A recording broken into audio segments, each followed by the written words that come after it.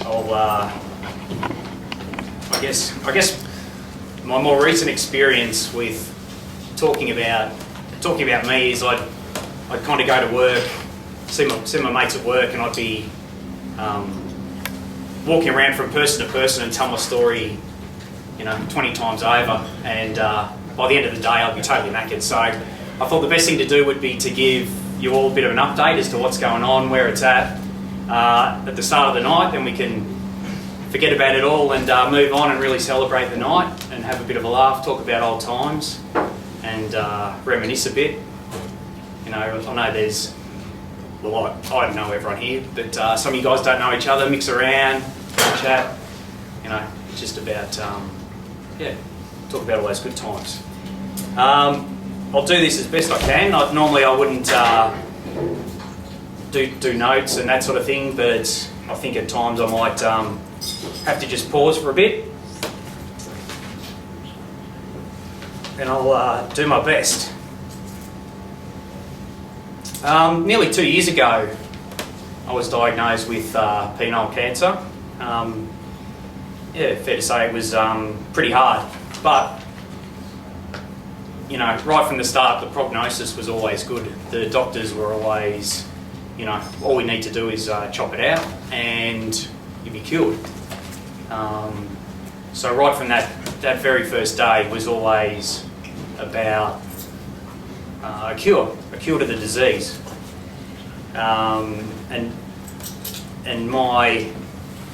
the importance of me was always about life, really. It wasn't about, preserving this or preserving that or getting better or whatever. It's just about extending my life, really. Cancer's such a scary thing. I guess we're all at an age where, we've known someone who's gone through it and probably felt pretty bad about it. So it was always, with all my doctors, it was always just do what you had to do to make sure we could get a cure. And early on it was, really hard. I had to tell mum and dad, which was tough, family, and I think I did the wrong thing and had mum and dad tell a lot of the other family, which was unfair to them, and they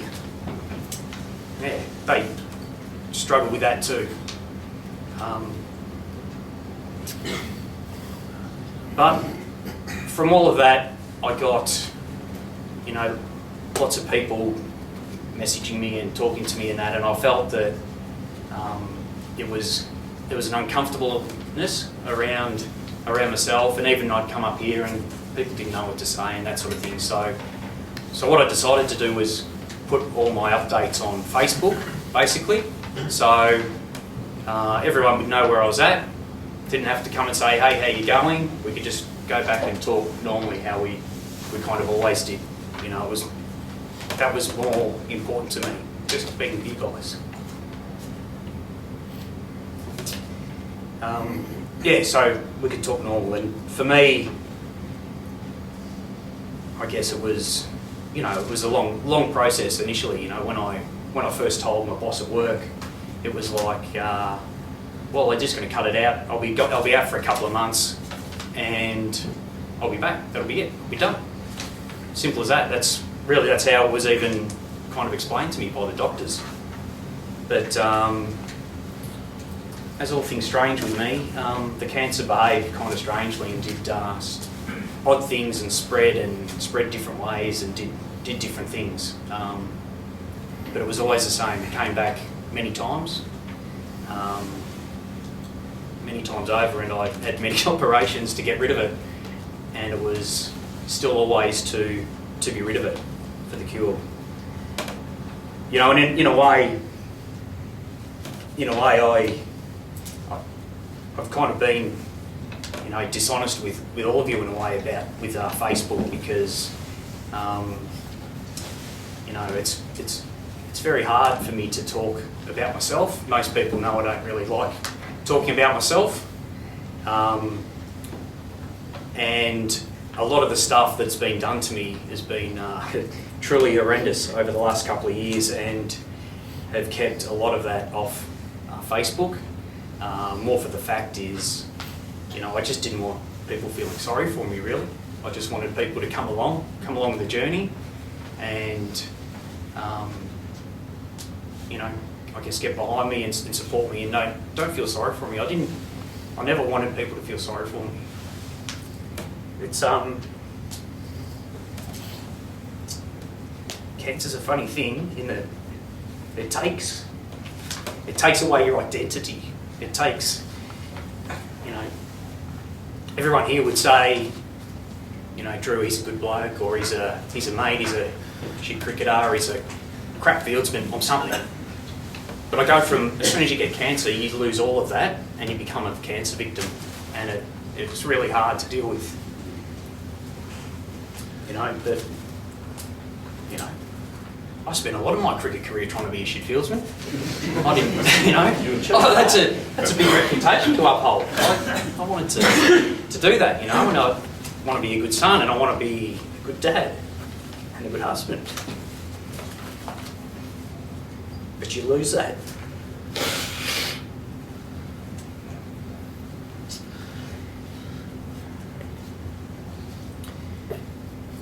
And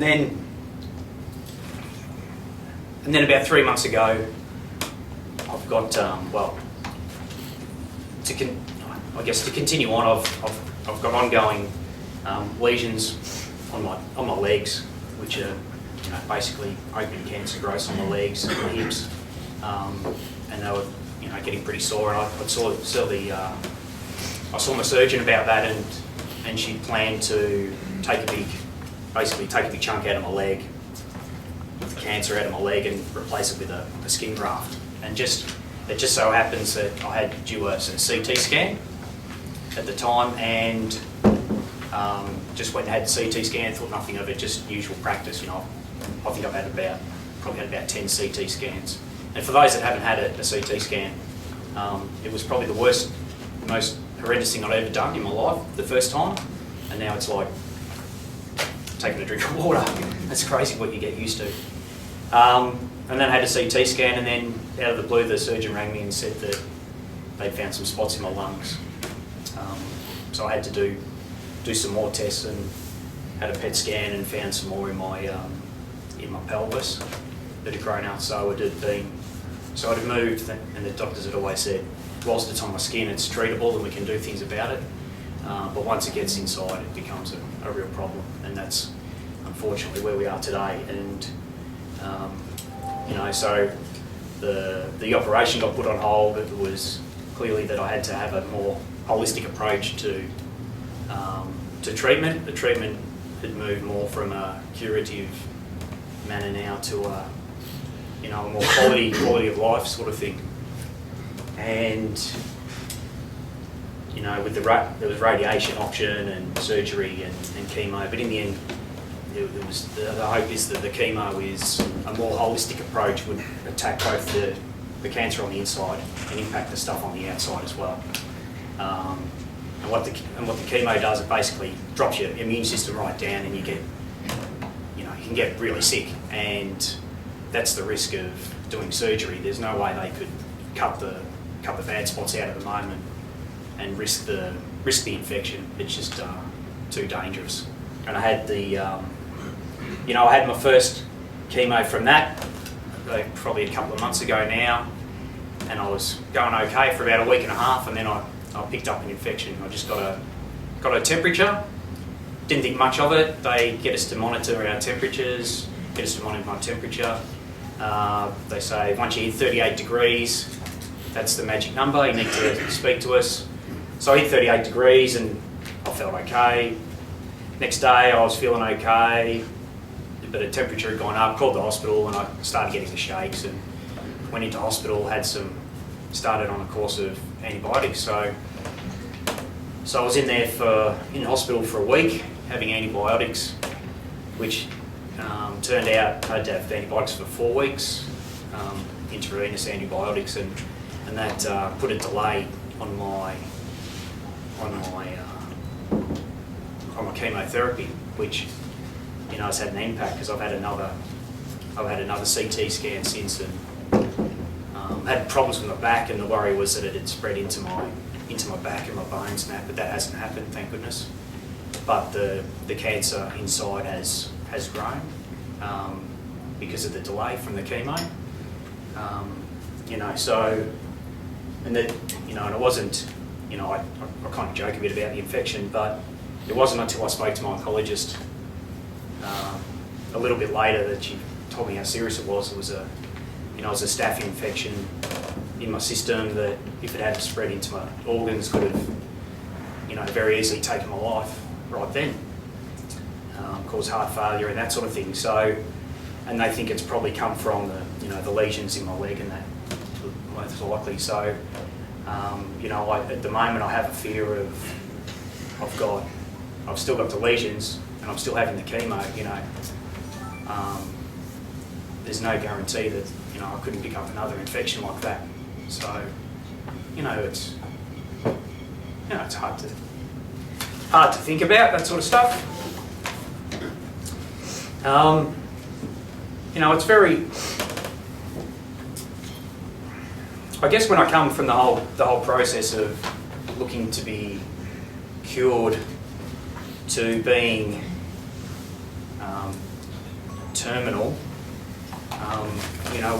we had to address quite a lot of family issues. When I first was diagnosed, we made the decision that the kids were really too young to understand. Bo was 7, Ebony was 5, and just didn't understand. So we told them that Dad was sick, I had sickness in my legs, and the doctors were doing everything to make me better. But when you turn to it becoming terminal, the kids, a couple of years older now, really need to know. And that's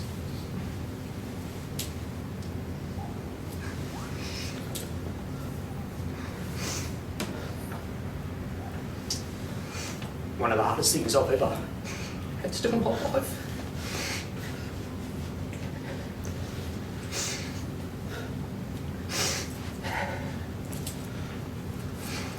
But I think it must run in the family. Those kids are tough, very tough, and Georgia is unbelievably tough. She's been amazing.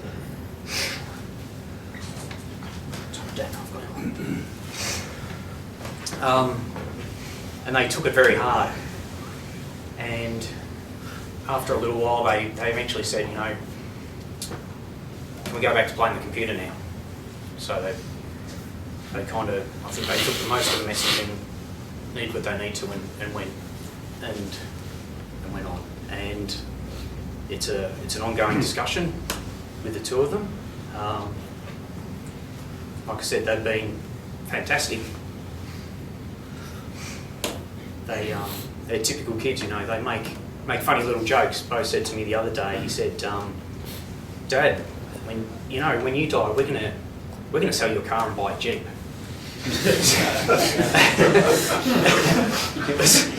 It's kind of funny. Of course, they love the Jeep song, but so we talked to them a lot, and at the time when we told them as well, I was, to be honest, I probably felt as good as I had felt. I probably looked as good as I had felt, and it wasn't that obvious, But now with the chemo, I'm losing my hair and I'm starting to struggle to move a bit and that sort of thing. So it's probably, it's probably becoming a bit more obvious. But they understand, they understand what's going on, and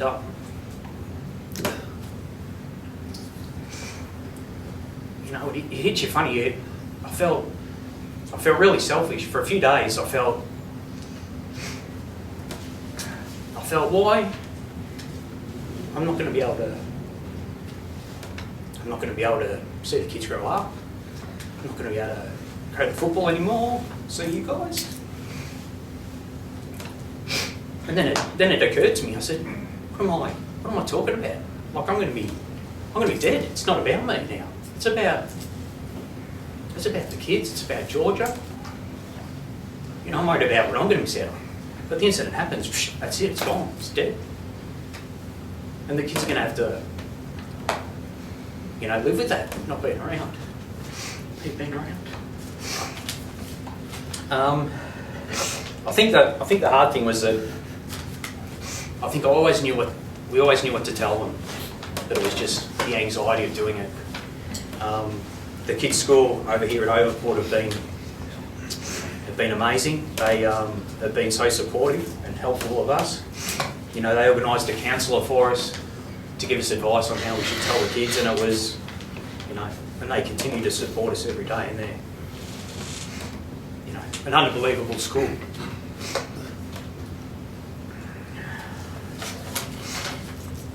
In more recent times, you know, I've had, you know, problems. I've been having problems with my back and sleeping and movement and mobility and everything, and you know, right through all of this, I think I've had a bit of a fear of a way of medical procedures and, you know, injections, operations, everything, and it, you know, still to this day, you know, I go for a blood test or something, I still can't look at them do the needle, and it still kind of freaks me out, and I still hate taking drugs. But probably in the last week or so, they've just loaded me up with so many drugs. It's just not funny, and you know, just to try to stop the pain and that, and it's, you know, the chemo and everything. It's just all consequences of all that, and it just, you know, just here's your drugs. You know, lucky I've got Georgia at home sorting me out, because I just couldn't do all the drugs. It'd just be unbelievable.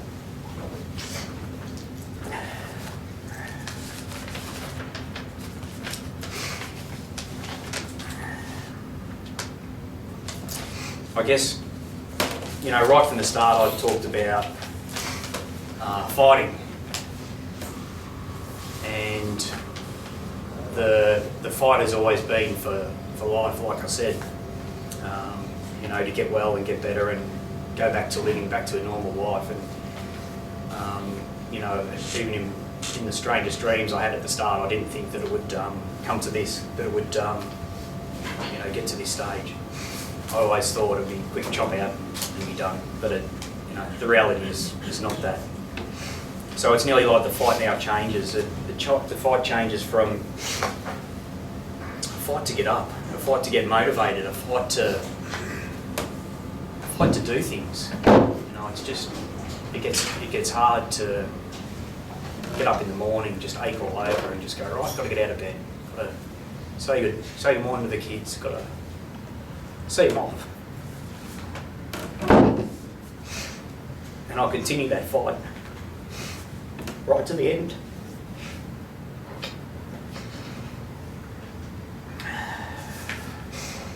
You know, we've had so much help from everyone, from all of you guys. Your messages, your Facebook messages, everything that you've done for me has been for all of us.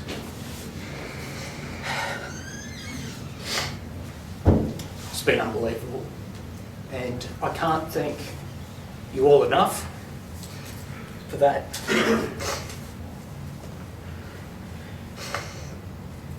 But I have to say that if there's a true hero in all of this, it's Georgia.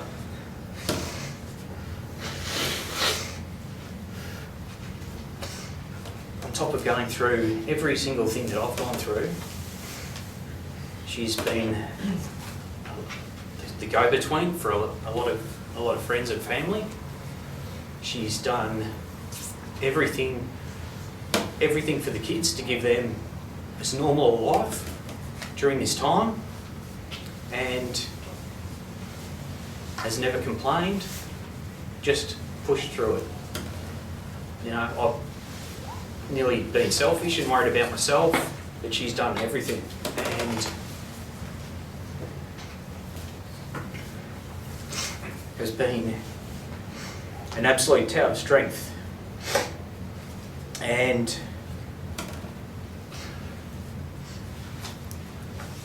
And I talk about the hard things of telling the kids that I'm going to die. And she's probably still got the hardest job.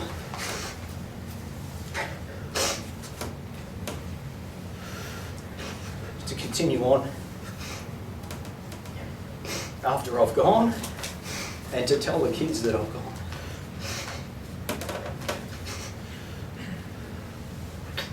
And she will need a lot of support. And I'm sure you'll all be there for her.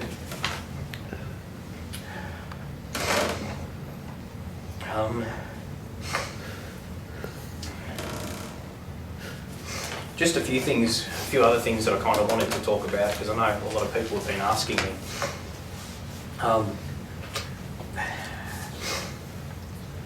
Georgia being in the sort of finance industry and me in the insurance industry have worked very hard over the previous years planning, funnily enough, I guess, for this sort of thing, expecting it not to happen, but being prepared for it. Things like various types of insurances, health insurance, superannuation, estate planning, wills, all those sort of things. We've gone through a lot with financial planners and all that sort of stuff, and are satisfied that once everything happens, that they'll be in a position that will be fine. We'll be able to be comfortable and manage. But I know that a lot of people forget about that sort of stuff. If you haven't ever thought about that, I totally encourage you to look into it. If I'd have been in the position I am now, knowing that there would be a lot of trouble financially, I would not be coping anywhere as well as I am.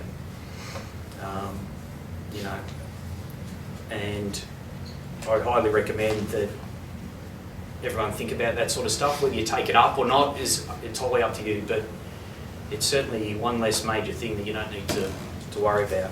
And there's people here, I know it's not the time or the place really for this sort of thing, but there's some guys here that can talk about that and put you in the right direction. Craig Robbo's here, can certainly point you in the right direction. Most people know Craig.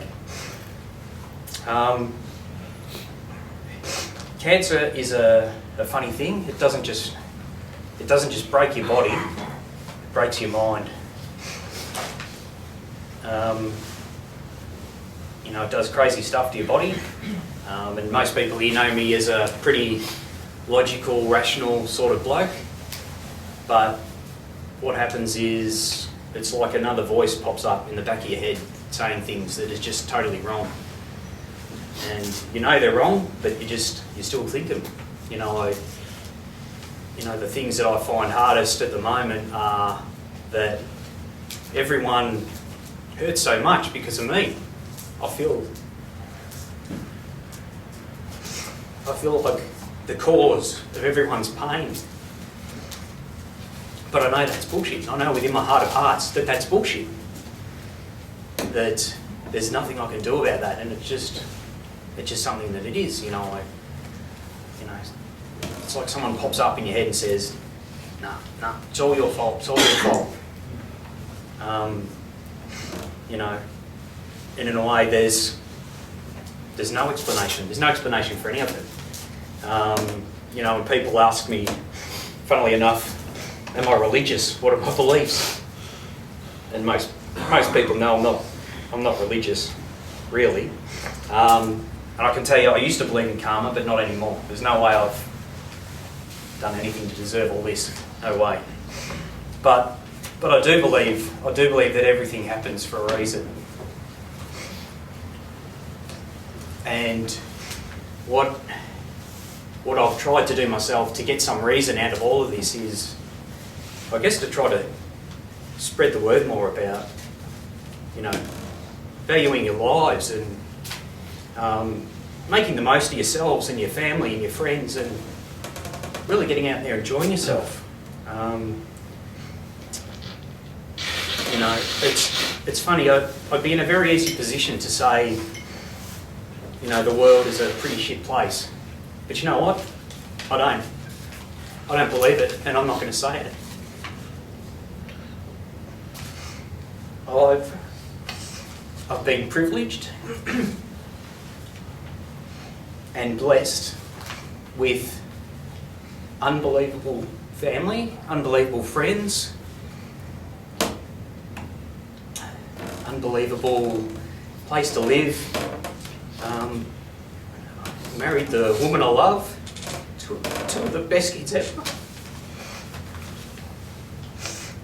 There would be billions of people, and I've said this before, there would be billions of people everywhere in the world that would probably give one day to live in my life.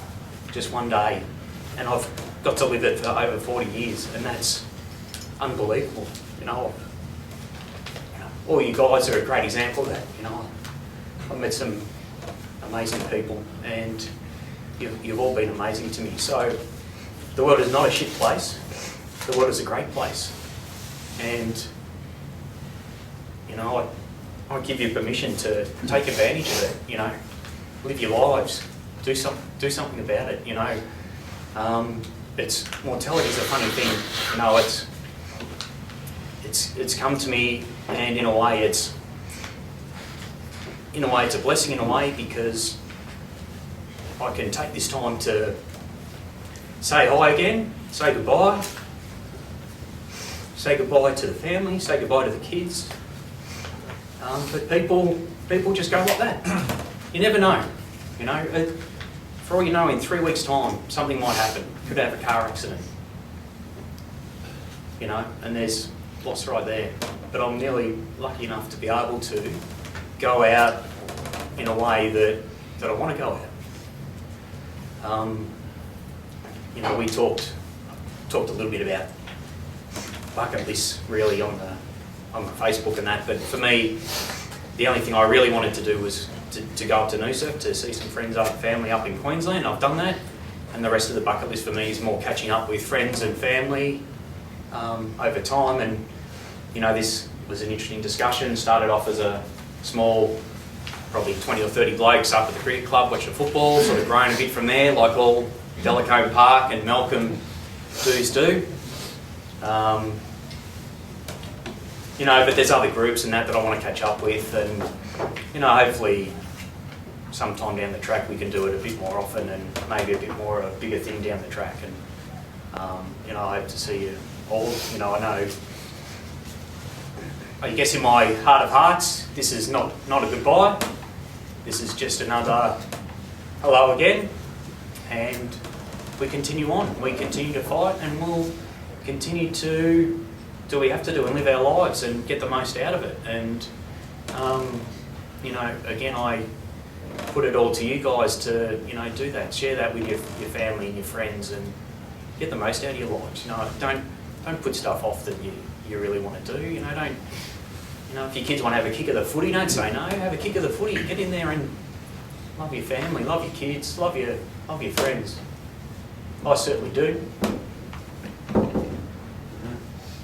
Love you all.